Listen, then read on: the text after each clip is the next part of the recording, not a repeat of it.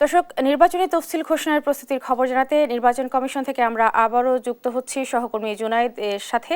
জুনায়েদ, কখন তফসিল হতে পারে এ নিয়ে এখন পর্যন্ত কি তথ্য জানতে পেরেছেন, জানাবেন আমাদের।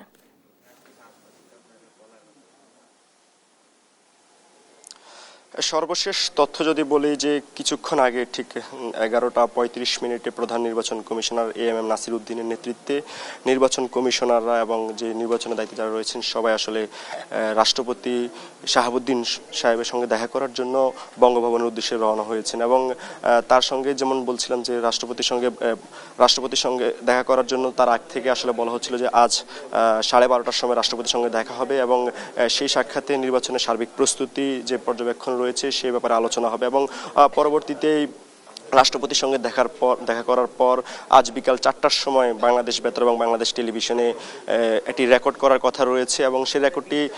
সন্ধ্যার সময় প্রচার করার কথা রয়েছে এবং এখন পর্যন্ত যতটুকু জানতে পেরেছি আমরা আজ সন্ধ্যা অথবা আগামীকাল যেই তফসিল ঘোষণা সেই তফসিল ঘোষণা হতে পারে এবং এখন পর্যন্ত নির্বাচন কমিশন থেকে এই পর্যন্ত এই তথ্য জানা যাচ্ছে। তবে আপনাদেরকে জানিয়ে রাখি, নির্বাচন কমিশনারের নেতৃত্বে যে নির্বাচন কমিশন যারা রয়েছেন তারা বঙ্গভবনের উদ্দেশ্যে রওনা হয়েছেন এবং গতকালই রেওয়াজ অনুযায়ী আসলে প্রত্যেক নির্বাচনের সময় নির্বাচন কমিশনার প্রধান যে রাষ্ট্রপতি রয়েছেন রাষ্ট্রপতির সঙ্গে দেখা করেন এবং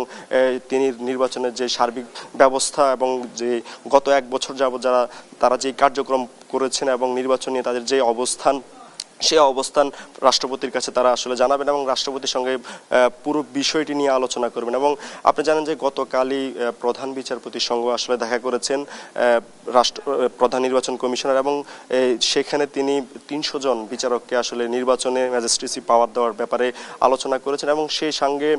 বিভিন্ন বিষয়ে তার সঙ্গে আলোচনা হয়েছে এবং এখন পর্যন্ত যতটুকু আপনাদেরকে বলতে পারি সে জায়গা থেকে